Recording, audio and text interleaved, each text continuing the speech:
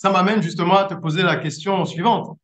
Oui, Comment est-ce que tu fais le shift entre Valère, qui est étudiant en médecine, qui a pris oui, conscience que la lecture doit être un pilier dans sa vie, et Valère, qui crée Argent Livre, qui est une plateforme dont on va parler, qui propose des livres, des formations, des événements maintenant aussi, et un oui. podcast, des contenus. Quel est le déclic? À quel moment tu te dis, les livres ont commencé à m'apporter pas mal de choses à moi-même. Je veux maintenant impacter les autres pour qu'ils comprennent aussi qu'ils doivent lire. Et en même temps que j'apporte cet impact, cette valeur, je gagnerai de l'argent. À quel moment tu te dis ça, sachant que tu es étudiant en médecine et que ce sont des études, en tout cas, c'est une filière qui est réputée Très chronophage, prenant. hein, Hmm, et voilà, ça prend pas mal de temps. À quel ouais. moment tu prends cette décision? Qu'est-ce qui se passe dans ta tête?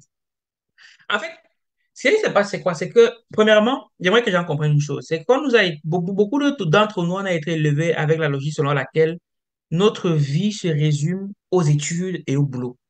Non. Mhm. La vie, c'est comme un grand, c'est déjà dit, c'est une grande armoire. Et les études, c'est un compartiment dans cette armoire-là. Et l'erreur qu'on commet souvent quand on est jeune, entre guillemets, je vais mettre entre guillemets parce que il y en a marre qu'on assimile toujours les jeunes à l'incompétence. Il n'y a rien qui m'horripile plus que ça. Absolument. Et c'est aussi quelque chose que j'ai beaucoup compris en lisant ton livre. Et j'ai compris ça en lisant. Le livre, c'est important parce que ça inspire beaucoup. En lisant ton livre, j'ai compris plein de choses. Et c'est aujourd'hui, avec du recul, que je me dis, ah ouais, l'information reste quelque part dans son inconscient. Et après, en faisant le chemin arrière, on s'est dit, ah oui, c'est vrai que c'est parce que j'avais lu ça. En fait, j'avais lu son parcours et ça m'a dit quelque chose, tu vois. Par exemple, dans ton livre, tu dis, C'est rêver ça. grand, ça coûte 0 franc. Ça, c'est quelque chose qui m'avait beaucoup marqué. Je me suis dit, mais c'est vrai, mais c'est vrai, ça coûte 0 franc. Donc, pour revenir à ce que je disais, donc quand j'ai compris le fait que mes études, c'est un pan de ma vie, je me suis dit, je ne peux pas résumer toute ma vie à faire que des études. Hmm. Maintenant, en parallèle de ça, il faut que je trouve le moyen, parce que quand celui qui a confiance en ses moyens trouve toujours la méthode. Il faut que je trouve le moyen qu'en parallèle de mes études, je puisse faire autre chose. Parce qu'une chose est OK. certaine, c'est que l'erreur que beaucoup de gens commettent, c'est ils ont des affirmations. Je ne peux pas faire mes études. Je ne peux pas lancer un business ou faire quelque chose en parallèle de mes études. Sauf que lorsque tu as une affirmation, tu fermes l'esprit. Alors que lorsque tu poses une question, tu ouvres l'esprit. Donc, ma question maintenant, c'était comment je fais pour lancer quelque chose en parallèle de mes études? Parce que vous voyez ce qui se passe. Je lis beaucoup, j'apprends beaucoup de choses, mais très vite, je me rends compte que ben, ça se remplit dans mon cerveau. J'en fais quoi? Donc, tout de suite, j'ai trois choses. J'ai Internet, ça donne des avantages d'être en France quand même. J'ai un téléphone portable et j'ai le plus important, c'est voir mot d'éveil au travers des différentes lectures que j'ai eu à faire. Donc, je me dis, je fais quoi de tout ça? Et donc, de fil en aiguille, comme ça, je commence à partager ce que j'apprends au quotidien parce que la meilleure manière d'apprendre, c'est de transmettre. La meilleure manière d'apprendre, c'est de transmettre. Donc, je me dis, bon, ce que j'apprends au quotidien, bon, je suis étudiant en médecine, je ne peux pas dire que j'ai beaucoup d'argent. Bon, je fais quoi de ça? Je me dis, il y a Internet, donc je commence à partager plus ou moins ce que je fais, ce que j'apprends. Ensuite, je me dis, bon, puisque les auteurs africains ne sont pas connus, bon, je vais essayer de les mettre en lumière. Donc, de fil en aiguille, comme ça, j'en mets en lumière, je te contacte, je dis, ouais, j'étais découvert. Parce que je faisais vraiment des recherches, hein. Je faisais des recherches, j'étais découvert grâce à Afro Transformation, Oriane. Je dis, ah ouais, d'accord. Donc, je te découvre comme ça, je t'écris, c'est comme ça, je te contacte, je contacte plusieurs autres auteurs. Je leur dis, moi, j'ai juste besoin de votre livre, je vais mettre en avant, je veux rien. Donc, de fil en aiguille, comme ça, les choses se font. Et puis, parce qu'à la base, la page Facebook s'appelle le Pichamo 237. À la base. C'est Ça comme ça. s'appelle comment?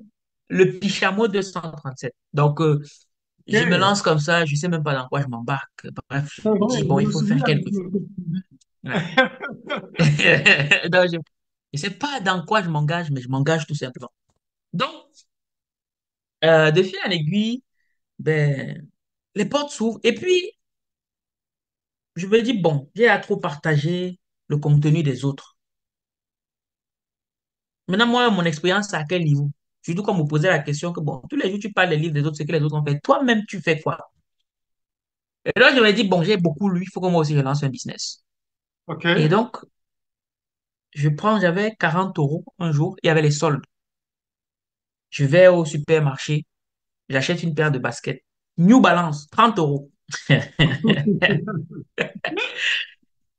Et donc, et c'est vraiment pour dire, donc je fais toujours le parallèle par rapport à la lecture parce que c'est différent c'est, en lisant tous les livres que j'ai eu à lire qui ont structuré ma manière de penser. De telle enseigne que je commence à voir des opportunités où certains voient vrai juste du divertissement, quoi.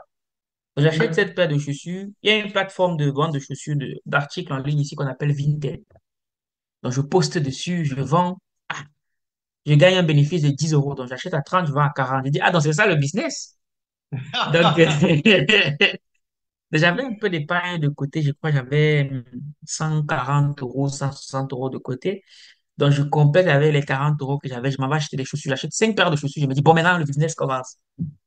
J'achète les 5 paires de chaussures à 200 euros.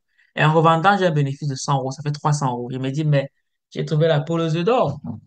Donc, c'est avec ça que je vais faire mon business. Donc, c'est comme ça que ça s'enchaîne, ça s'enchaîne. Je vends les chaussures, on fait plus de 6 000 euros. Tu vends des Seulement en chaussures vente pour des plus de chaussures. 10 000 euros. Ouais, pour plus de 6 000 euros. J'avais tellement à un point où mais on avait plus de 60, on avait mis les chaussures dans le garage, plus de 60 paires de chaussures. J'intègre dans l'équipe ma copine, des amis, bref, et à tel point que la plateforme même nous chasse. Ils disent que non, non, non, vous vendez Ah trop. oui, Oui, oui, oui. d'accord. La plateforme nous vit, il dit vous vendez trop. Donc, il bloque mon compte, on bloque mon compte, j'écris un autre compte, on bloque, j'écris encore un autre compte. Bref, j'intègre même ma petite sœur dans le business.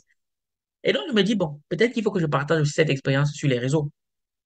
Donc, en partageant cette expérience, là, quand tu vas avoir vraiment le déclic, je partage cette expérience sur les réseaux. Et là, il y a une question qui va venir. C'est, Valère, tu fais donc comment pour gérer tes études et le business? C'est ça. Sauf que moi, au travers de mes lectures, on m'avait appris que à chaque fois que les gens vont me poser la question de savoir, Valère, comment on fait 3 points de suspension, ça veut dire que l'argent n'est plus loin. Bien Donc, sûr, il y a un problème dans les parages. ouais, et voilà. Je me dis, bon, comment est-ce que je fais pour monétiser tout ça? C'est ainsi que je me dis, bon, j'ai à parler du parcours de beaucoup de gens. C'est peut-être temps que j'écrive mon livre. C'est comme ça que je sors mon tout premier livre, Un pied à l'école, un pied dans le business. Et à ce jour, ce livre qui a le plus de résultats et c'est celui qui m'a le plus fait voyager en tout cas.